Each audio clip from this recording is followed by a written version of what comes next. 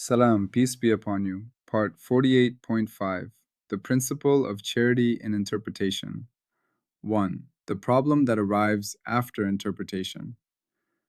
Once we have symbols, interpretation, and public claims, a new difficulty appears. We might imagine that once evidence is gathered and interpreted, the work is finished. The pattern has spoken. The facts are there. We simply read them off. But real inquiry is rarely so clean. Often the same evidence supports more than one lawful interpretation. A line on a graph may indicate a real trend, an artifact of measurement, or a threshold effect produced by the analysis method. A sentence in an old text may allow two grammatically possible readings. A fossil fragment may fit more than one evolutionary story. A medical symptom may support several plausible diagnoses. A signal from deep space may be noise, a pulsar, an instrument error, or a new astronomical event. A person's gesture may be friendly, ironic, anxious, or defensive, depending on the interpretive map applied. This is not an accidental weakness of inquiry. It is a consequence of finite access. We never see everything. We never measure at infinite resolution. We never eliminate uncertainty entirely. We never interpret from nowhere. So, underdetermination is real. Underdetermination means that the available evidence does not uniquely decide between all candidate interpretations. More than one reading remains lawful under the same observed traces. This is not a scandal. It is a structural condition of pattern science. But if we stop here, inquiry is in danger. Because once multiple interpretations are lawful, what stops interpretation from becoming arbitrary, authority-driven, partisan, convenient, or theatrical? If no further discipline is installed, then whichever reading flatters prior commitments may win. The most powerful speaker may win. The most fashionable school may win. The easiest story may win. Science would quietly dissolve into rhetoric while still pretending to be truth. That is why this part is necessary. The principle of charity in interpretation is the rational rule we install for choosing among multiple lawful interpretations when the evidence underdetermines the choice. Imagine you receive a text message from a friend. We need to talk. This simple string of words is highly underdetermined. Multiple interpretations are possible. Something is wrong. They are upset. They have exciting news to share. They want to discuss a neutral topic at length. They are ending the relationship. They are beginning a difficult conversation. The evidence, 4 words, does not uniquely determine which interpretation is correct. How do you choose? You might consider your friend's usual communication style. You might consider recent events. You might consider the tone of previous messages. But you also might apply a principle of charity. You might prefer the interpretation that preserves the integrity of the friendship, does not assume the worst without reason, minimizes hidden assumptions, does not import unstated grievances, leaves the situation open to further testing, allows clarification, enables integration with your broader knowledge of your friend, resists dogmatism, does not lock you into one interpretation prematurely. This is epistemic charity in everyday life. Why underdetermination is not a failure. Many people secretly hope that good science will remove all ambiguity. They imagine that if we measure carefully enough, think clearly enough, and formalize rigorously enough, then every honest inquiry will yield exactly one correct reading with no leftover interpretive tension. But this hope is too simple for reality. Imagine looking at a mountain through morning fog. We can see enough to know there is a structure there, enough to sketch ridges, enough to compare possible paths, but perhaps not enough to determine from one viewing angle alone the exact shape of every hidden valley. The fog does not mean there is no mountain. It means access is partial. Interpretation works like that. Evidence is often real and robust while still underdetermining a single final reading. A weather pattern may clearly show instability, yet several causal models remain open. A legal text may clearly constrain what cannot be meant, yet still leave room for multiple plausible meanings. A historical record may exclude some stories while not uniquely proving one. A graph may show a signal, yet not decisively settle whether the signal comes from one source or another. Underdetermination is therefore not a collapse of knowledge. It is a condition under which disciplined choice is needed. We do not solve it by pretending it does not exist. We do not solve it by announcing certainty where only preference under constraint is justified. We solve it by installing rational guidance. That is what charity does. 4. Charity is not kindness. Here, the word charity can mislead. In ordinary moral language, charity often means kindness, generosity, or giving someone the benefit of the doubt. Those uses are not irrelevant to human life, but that is not the primary meaning here.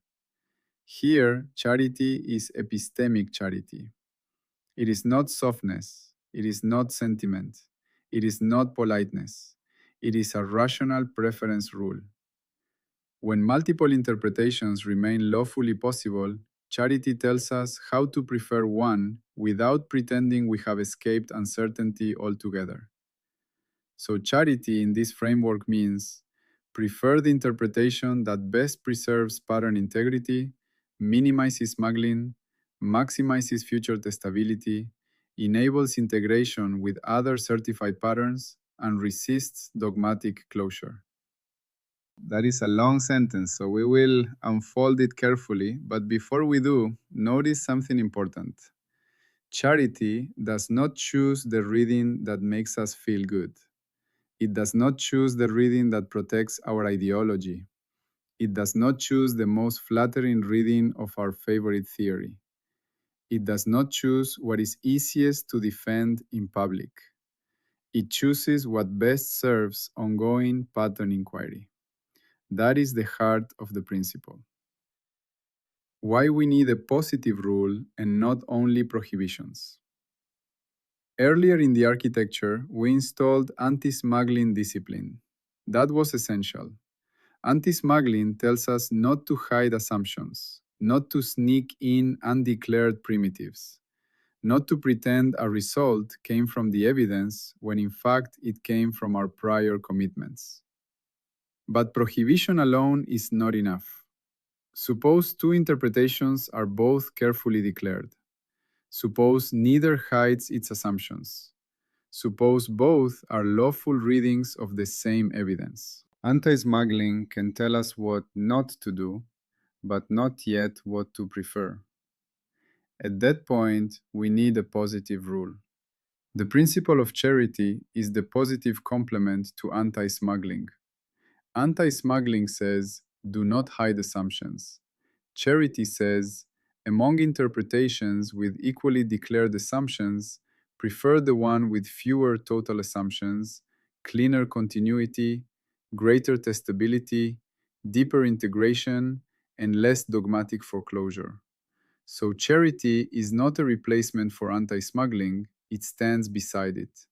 One clears the ground, the other guides the next step. Without anti-smuggling, charity becomes easily corrupted. Without charity, anti-smuggling leaves us directionless under underdetermination. Together, they create interpretive discipline. 6. The first criterion, preserve pattern integrity. The first criterion of charity is pattern integrity. What does that mean? It means that when choosing between multiple readings, we prefer the one that preserves the coherence, continuity, and lawful structure of the pattern without introducing arbitrary breaks, sudden unrelated splits, or unnecessary fragmentation. Imagine two possible interpretations of a river's course based on partial aerial images. One interpretation traces a continuous valley path that matches visible terrain and downstream flow. Another forces the river into odd, discontinuous jumps between unrelated depressions simply because the analyst wants to fit a favorite map. The first interpretation preserves pattern integrity. The second tears the pattern into awkward pieces. Or imagine a medical case. A set of symptoms may be read as one unified syndrome or as four unrelated rare diseases coincidentally happening together. If both remain logically possible, charity initially favors the interpretation that preserves coherent pattern structure without multiplying arbitrary divisions. Pattern integrity does not mean we always choose the simplest story in a shallow sense. Sometimes reality is genuinely complex. But it does mean we do not introduce needless breaks into structure when the evidence supports continuity. We prefer interpretations that let the pattern remain a pattern rather than shattering it for convenience. 7. The second criterion: minimize smuggling. The second criterion is to minimize smuggling. This one links directly to our earlier framework. Among lawful candidate interpretations, we prefer the one that requires the fewest undeclared, hidden, or inflationary assumptions. Suppose we observe a dim repeating signal from a distant star. One interpretation says it is likely a pulsar-like object consistent with known classes, though further testing is needed. Another says it is an alien beacon whose builders also happen to use a signaling geometry that fits our assumptions and transmit in just this detectable band for reasons we have not independently grounded. Both readings may be imaginably possible, but the second introduces many extra assumptions beyond the evidence. Charity, therefore, favors the interpretation that minimizes assumption load while remaining open to revision. This is not timid conservatism, it is disciplined economy. If later evidence supports the beacon hypothesis, pattern science can move. But before such support arrives, we do not inflate interpretation with hidden extras just because the story is exciting. Smuggling often hides inside excitement, elegance, ideology, or convenience. Charity protects inquiry by keeping the interpretive structure lean. The third criterion: maximize testability. The third criterion is one of the most important: maximize testability. If two interpretations fit the present evidence, prefer the one that leaves the pattern more open to future tests, refinements, and possible falsification. Why does this matter so much? Because inquiry is not a one-time performance. It is an ongoing relationship with reality. The best interpretation is not merely the one that fits today's traces. It is the one that keeps tomorrow's investigation alive. Suppose two doctors examine the same symptoms. One says, "This is an untestable, mysterious condition whose mechanism is unknowable, so we should stop here." Another says, "This is likely condition X or Y. Here are the next tests that would discriminate between them."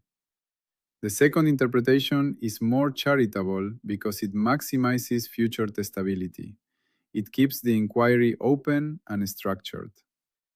Or imagine archaeology. A shard of pottery could be interpreted as belonging to a known trade network, which leads to specific excavations and material tests, or as a magical anomaly beyond comparative classification, which closes off inquiry.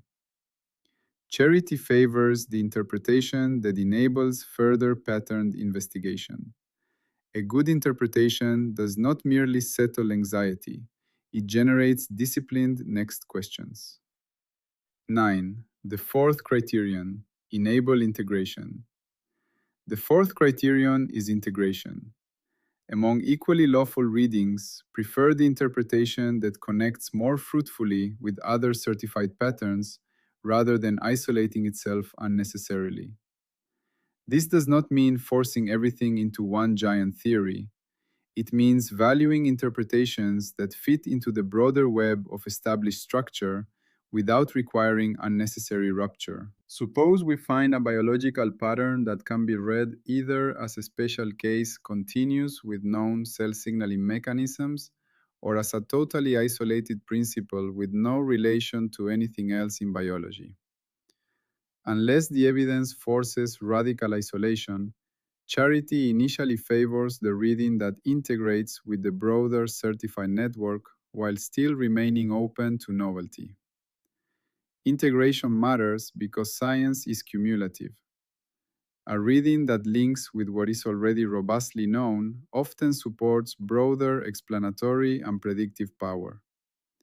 It does not simply fit one local patch of evidence, it helps bind inquiry together. But this criterion must be used carefully. We must not confuse integration with conformity. Sometimes new discoveries genuinely disrupt old frameworks. Charity does not forbid that. It only says we should not prefer needless disconnection when a more integrated lawful reading is available. The fifth criterion, resist dogmatism. The fifth criterion is resistance to dogmatism. Among lawful interpretations, prefer the one that does not prematurely close alternatives without reason. This is vital because underdetermination means the evidence has not yet decided everything. A disciplined interpreter must therefore leave room where room is honestly due. Suppose an ancient inscription has two plausible translations. One interpretation is framed modestly. Under present linguistic evidence, reading A is preferred because it better fits grammar, neighboring inscriptions, and trade context, though reading B remains possible under a narrower dialect hypothesis. Another interpretation says, reading A is final, and anyone considering B is irrational. The first is charitable. The second is dogmatic. Charity does not mean endless indecision. It means proportioning closure to evidence. The charitable interpretation is strong where it can be strong, modest where it must be modest, and explicit about what could still overturn it. This matters not only for truth, but for culture. Without anti-dogmatism, interpretation becomes tribe-making. A preferred reading turns into a badge of loyalty rather than a disciplined choice under uncertainty. 11. Charity in one sentence. We can now gather the 5 criteria into one clean statement. When multiple lawful interpretations fit the same evidence, prefer the one that best preserves pattern integrity, minimizes smuggling, maximizes future testability, enables integration with other certified patterns, and resists dogmatic closure. This is the principle of charity in the language of Phi Pattern science. It does not eliminate underdetermination. It does not create certainty from nowhere. It does not tell us that the preferred interpretation is eternally final. It gives us rational guidance under incomplete access. That is enough. In fact, that is a great deal. What charity is not. Now we must sharpen the boundaries. Charity is not choosing the interpretation that flatters current theory. A reigning model may be powerful, but charity does not simply bow to it. If a competing reading better preserves pattern integrity and testability with fewer assumptions, charity may prefer the newcomer. Charity is not choosing the interpretation that is most convenient. A convenient reading may save labor, preserve funding, or reduce institutional friction, but that does not make it epistemically charitable. Charity is not choosing the interpretation that requires least effort. Reality does not owe us laziness. Sometimes, the more charitable interpretation is more demanding because it requires more patient testing and more careful distinction. Charity is not choosing what pleases authority. A famous scholar, a powerful institution, or a culturally dominant school may prefer one reading. That alone has no authority here. Public pattern inquiry is protected precisely by refusing authority substitution. Charity is not the nicest story wins. Charity is not the most emotionally satisfying reading wins. Charity is not the oldest interpretation wins. Charity is not the simplest slogan wins. It is a rational preference rule for ongoing inquiry. 13. Why charity protects pattern science? Without charity, interpretation becomes a free-for-all. Any reading can be defended. Pattern science dissolves into pattern poetry, interpretations that may be beautiful, satisfying, or convenient, but that are not disciplined by rational criteria. With charity, we have a rational basis for preferring some interpretations over others without pretending to absolute certainty. Charity provides protection against arbitrariness. Not all interpretations are equally good, even when equally consistent with the evidence. Protection against authority. Interpretations are not chosen because someone important said so. Protection against convenience. Interpretations are not chosen because they are easy. Protection against dogmatism. Interpretations remain open to revision. Protection against smuggling. Interpretations with fewer hidden assumptions are preferred. Charity keeps interpretation accountable to inquiry. Number 14, a selection formula. We can compress the structure with a simple selection formula. Let candidate interpretations be I1, I2, I3, and so on. Then charity tells us to prefer the interpretation I star such that I star equals the interpretation that best maximizes pattern integrity plus testability plus integration plus anti-dogmatism assumption load. We need not treat this as a literal numerical calculation in all cases. It is a conceptual skeleton. We pronounce it like this. The preferred interpretation is the candidate that best maximizes integrity, testability, integration, and openness while minimizing assumption burden. The value of the formula is not arithmetic exactness. Its value is compression of judgment into declared criteria. It reminds us that interpretive choice is not random taste. It has a structure. The rigor layer, the charity gate. Charity gets its own gate, the charity gate. The charity gate asks, have the candidate interpretations been enumerated? Have the assumptions of each candidate been declared? Have the charity criteria been applied? Pattern integrity, smuggling, testability, integration, dogmatism? Is the choice justified in terms of these criteria? Is underdetermination acknowledged? Is charity distinguished from convenience, authority, or flattery? If the answer is no, if candidates are not enumerated, if assumptions are not declared, if criteria are not applied, the charitable choice cannot be certified. The charity gate requires candidate enumeration, the interpretations under consideration, assumption declaration, what each interpretation assumes, charity criteria application, how each interpretation scores on the 5 criteria, choice justification, why the preferred interpretation is chosen, underdetermination acknowledgement, recognition that other interpretations remain possible, charity attestation. The choice is based on epistemic criteria, not convenience or authority. 16. Firewalls. What charity discipline blocks. Charity discipline installs several critical firewalls. Firewall 1. No using charity to smuggle preferred interpretations. Charity is not a cover for picking the interpretation you like.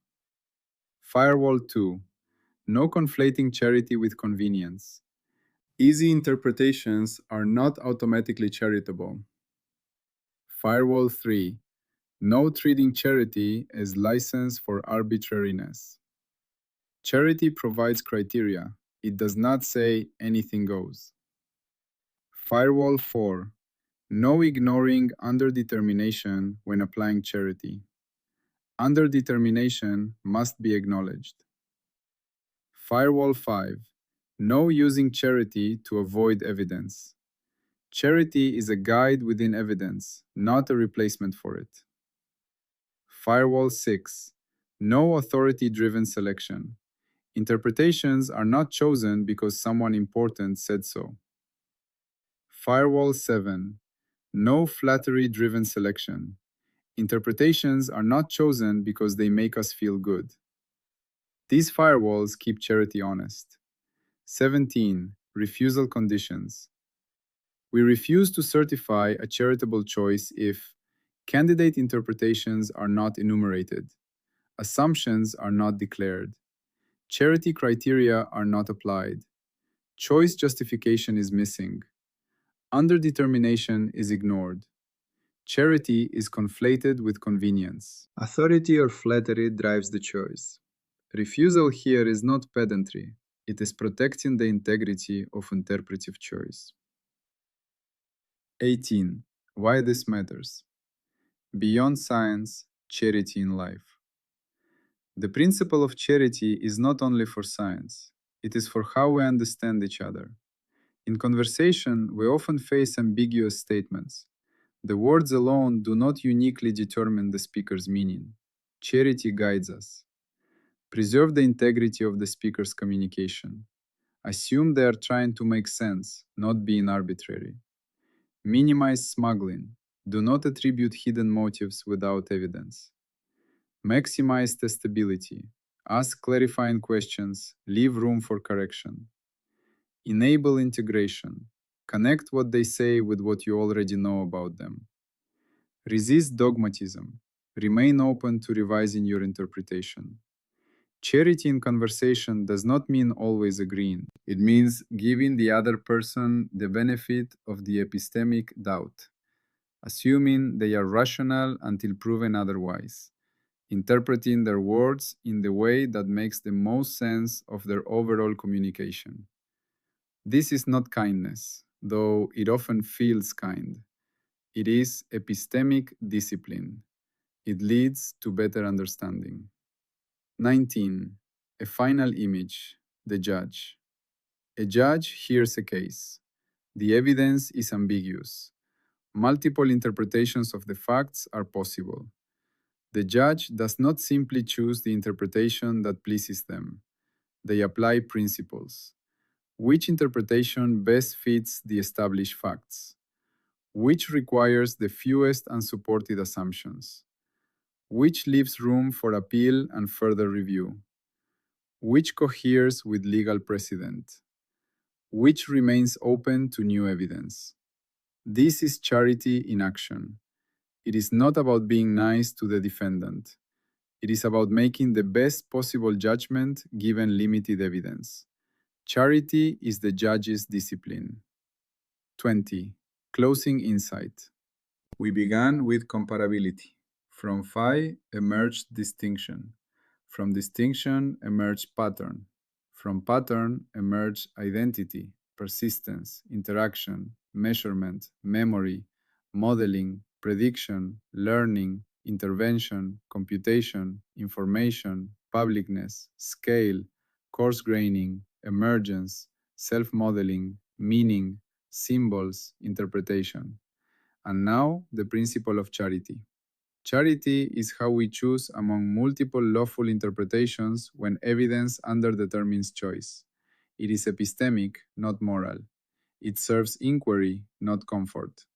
It preserves pattern integrity, minimizes smuggling, maximizes testability, enables integration, and resists dogmatism.